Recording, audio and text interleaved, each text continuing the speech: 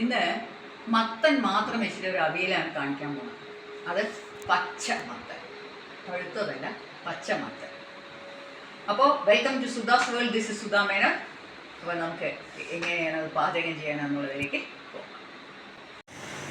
അപ്പോൾ ഇതാണ് പച്ചമത്തൻ. ഈ പച്ചമത്തൻ എന്ന് പറയുമ്പോൾ അത് പച്ച ഗ്രീൻ കളർ തന്നെ ആയിരിക്കണം അതിൻ്റെ തൊലി, എന്നാലും മാത്രമാണ് ഇത് നല്ല ടേസ്റ്റ് ഉണ്ടാവുക കേട്ടോ. ഞാൻ ഈ പച്ചമത്തൻ വെച്ചിട്ട് അവിയലാണ് ചെയ്യാൻ പോണത്. ഈ അവിയൽ ചെയ്യുമ്പോൾ മത്തൻ്റെ തോല് കളയണമെന്നില്ല, അതും കൂടി അതിനൊരു ആഡഡ് ടേസ്റ്റാണ്.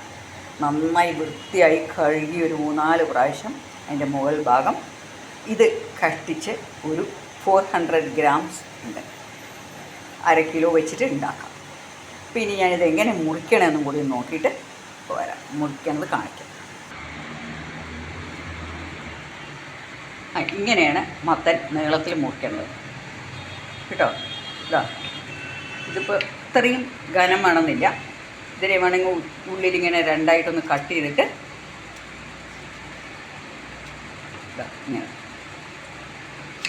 ഇങ്ങനെയാണ് കട്ട് ചെയ്തെടുക്കേണ്ടത്. ഞാൻ അതിന് തൊലിയോടുകൂടെ വെച്ചിട്ടിരിക്കുന്ന പച്ചമത്തൻ തൊലിയോടുകൂടി ചെയ്യുന്നതാണ് ടേസ്റ്റ്. ഞാൻ എൻ്റെ അനുഭവം പറയുകയാണ്. നിങ്ങൾക്ക് അതിൻ്റെ തൊലി കളയണമെന്നുണ്ടെങ്കിൽ കളയാം. മത്തൻ്റെ പച്ച തൊലിയാകുമ്പോൾ അത് ഇളന്തായിരിക്കും, അതൊരു ടേസ്റ്റ് തരും, നല്ലതാണ്. പീലൊക്കെ ഉള്ളത് നല്ലതാണ്. അപ്പോൾ ഞാൻ ഇപ്പോൾ ഇങ്ങനെയാണ് അത് മുറിച്ചിരിക്കണം. ഇത് മുഴുവൻ മുറിച്ച് കഴിയട്ടെ. ഇപ്പോൾ എൻ്റെ മത്തൻ മുറിച്ച് കഴിഞ്ഞു. എല്ലാ കഷ്ണങ്ങളും അങ്ങനെ നീളത്തിൽ മുറിച്ചിരിക്കുകയാണ്. അതിന് ഞാൻ ലേശം മഞ്ഞൾ ആഡ് ചെയ്യുന്നുണ്ട്, കുറച്ച്. പിന്നെ ഉപ്പ് പാകത്തിന് ആഡ് ചെയ്യുക. ഒരു 1/2 ടീസ്പൂൺ ഉപ്പ് ആഡ് ചെയ്യുന്നുണ്ട്. എന്നിട്ട് ഒരു 1/4 കപ്പ് വെള്ളം. എന്താ വെച്ചാൽ ഇതൊന്ന് തിളച്ച ശേഷമാണ് പുളി ഒഴിക്കേണ്ടവർക്ക് പുളി ഒഴിക്കാം. ഞാൻ തൈരാണ് ആഡ് ചെയ്യണത്. തൈര് ആഡ് ചെയ്യുമ്പോൾ നല്ലൊരു തിക്നെസ് കിട്ടും. പുളി നല്ല ടേസ്റ്റ് ആയിരിക്കും കേട്ടോ. പക്ഷേ ഞാൻ തൈരാണ് ആഡ് ചെയ്യണം. മാങ്ങ വേണമെങ്കിൽ ഇടാം. പക്ഷേ ഇനിയിപ്പോൾ ഞാനിതിലേക്ക് ഒരു 1/4 കപ്പ് വെള്ളം ഒഴിക്കുകയാണ്. അപ്പോൾ ഒരു 1/4 കപ്പ് വെള്ളം ഒഴിച്ചിട്ട് ഞാനിതിപ്പോൾ തീ ഓൺ ചെയ്തിട്ട് അടുപ്പിൽ വയ്ക്കാൻ പോവുകയാണ്. ചിലവർ ഇതിൻ്റെ കൂടെ പച്ചമുളക് കീറിയിടും. ഞാൻ പക്ഷേ പച്ചമുളക് തേങ്ങയുടെ കൂടെ ഒതുക്കുമ്പോഴാണ് ചെയ്യുന്നത്. ഇതൊന്ന് തിളച്ച് വരണം. ഇപ്പം ഞാൻ അടുപ്പത്ത് വെച്ചു. ഇനി ഇതൊന്ന് തിള വരട്ടെ. ഞാനിനി ഒന്ന് അരച്ച് വയ്ക്കാൻ പോകണം, വേഗം ആവാൻ വേണ്ടി. ഈ മത്തൻ ഒന്ന് വേവുന്ന സമയം കൊണ്ട് ഞാനിനി എന്തൊക്കെയാണ് ചതക്കണമെന്ന് കാണിക്കാം.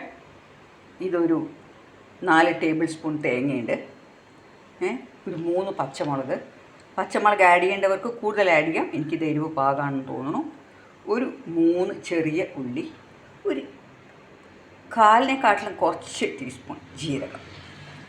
ഇതെല്ലാം കൂടി ഒന്ന് ഒതുക്കിയിട്ട് ഞാൻ ഇപ്പോൾ വരാം. ഇപ്പോൾ മത്തൻ നന്നായി വെന്തു. ഇനി ഞാനിതിലേക്ക് നല്ല 2 കൈയിട്ട് ഇങ്ങനെ തൈര് ചേർക്കണം. ഇതൊന്ന് മിക്സ് ചെയ്യുക.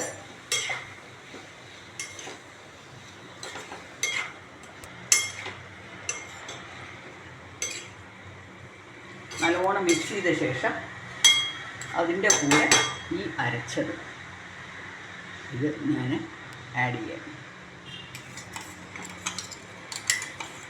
ഈ പച്ചൻ മത്തൻ കൊണ്ടുണ്ടാക്കുന്ന അവിലുണ്ടല്ലോ, അവിൽ വളരെ ടേസ്റ്റാണ് കേട്ടോ. അതേമാതിരി ഇത് വെച്ചിട്ട് നമുക്ക് ഓലനും ഉണ്ടാക്കാം. ഇതിൻ്റെ ഒരു ടേസ്റ്റ് വേറെയാണ്. പഴുത്ത മത്തന് വേറെ ടേസ്റ്റിൻ്റെ എനിക്കാന്നല്ല പറയണേ.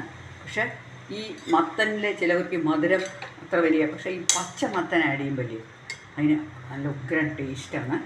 ഇതിപ്പോൾ ഞാനൊന്ന് നന്നായി ഒതുക്കി. ഇനി അതിൽ കൂടുതൽ വെള്ളം ഒഴിക്കേണ്ട ആവശ്യമില്ല. മത്തൻ നല്ല മത്തനായതുകൊണ്ട് നന്നായി വെന്തിട്ടുണ്ട്. ഇതൊരു നല്ല തിള വരണം. അപ്പോൾ ഞാനിതിനെ ഒന്ന് മെല്ലെ അടച്ച് വയ്ക്കാൻ പോകണം. ഉപ്പൊക്കെ ഒന്ന് ടേസ്റ്റ് ചെയ്യട്ടെ. ഉപ്പും പുളിയൊക്കെ ടേസ്റ്റ് ചെയ്തിട്ട് എല്ലാം നല്ല പാകമാണ്.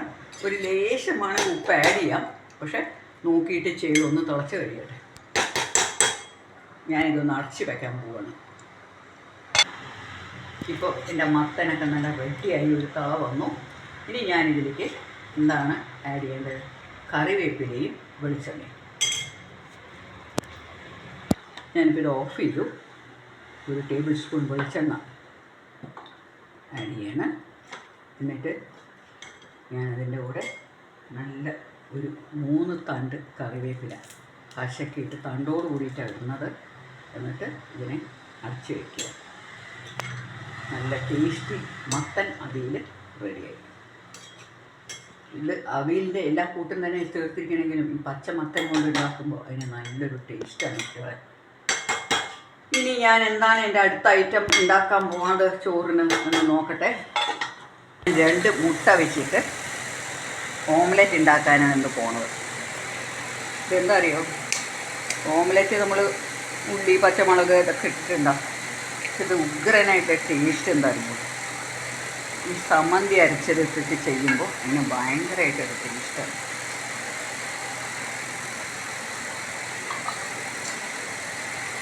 ഞാനിതിനെ 2 മുട്ട കൊണ്ട് അടിച്ചു തന്നെ. ഇതിൽ ഞാൻ ഉള്ളിയും മുളകും ഇട്ടതുകൊണ്ട് ഉള്ളിയും മുളകിൽ ഞാൻ ഉപ്പിട്ടിട്ടാണ് അരച്ചിരിക്കുന്നത്. നമ്മൾ ദോശയ്ക്കൊക്കെ എടുക്കുന്ന സമ്മന്തി ഇല്ലേ, അത് പച്ചയാണ് കേട്ടോ നല്ലത്.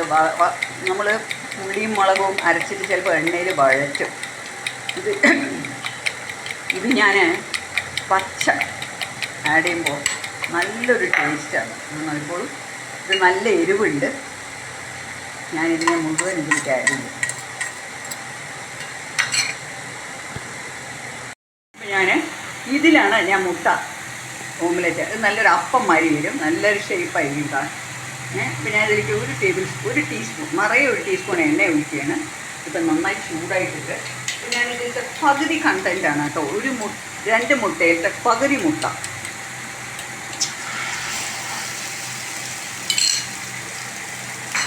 ഇതിങ്ങനെ നന്നായി ഒന്ന് പൊരിഞ്ഞു വരും. അതുവരെ അതൊന്ന് ആവട്ടെ. ഇപ്പം ഞാൻ ഈ മുട്ടയൊന്ന് മെല്ലെ അങ്ങോട്ടേക്ക് മറിച്ചിടും. മെല്ലെ തീര് വേണം വെച്ചിട്ട്. ഇപ്പം എൻ്റെ മുട്ട മറിച്ചിട്ടു.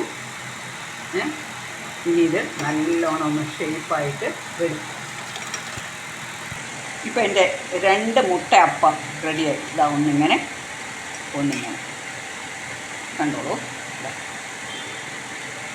മനസ്സിലായോ? ഇതിൽ കുറച്ച് വെള്ളം നിറം വരാൻ അതെന്താക്കാരെന്ന് വെച്ചാൽ അതാറുന്നു. ഇത് നല്ല അതിലിങ്ങനെ ഉണ്ടാക്കുമ്പോൾ നല്ല ഷേപ്പിലൊരു മുട്ടപ്പം കിട്ടും. നല്ല ടേസ്റ്റാണ്. വെറും ഉള്ളി മുളക് മാത്രം അരച്ചിട്ടാണ്. അപ്പോൾ ഫ്രണ്ട്സ്, ഇന്ന് എൻ്റെ മത്തൻ അവിയലും മുട്ടയപ്പവും കണ്ടു നിങ്ങൾ. ഇനി ഞാൻ നല്ലൊരു വീഡിയോ ആയിട്ട് അടുത്ത് വരും വരെ പ്ലീസ് എൻ്റെ ചാനലൊന്ന് സബ്സ്ക്രൈബ് ചെയ്യാമെന്നൊരൊറ്റ അപേക്ഷ മാത്രമേ ഉള്ളൂ. ഇനി അടുത്തൊരു നല്ല വീഡിയോ ആയിട്ട് കാണും വരെ ഇറ്റ്സ് ബൈ ഫ്രം സുഗന്ധ.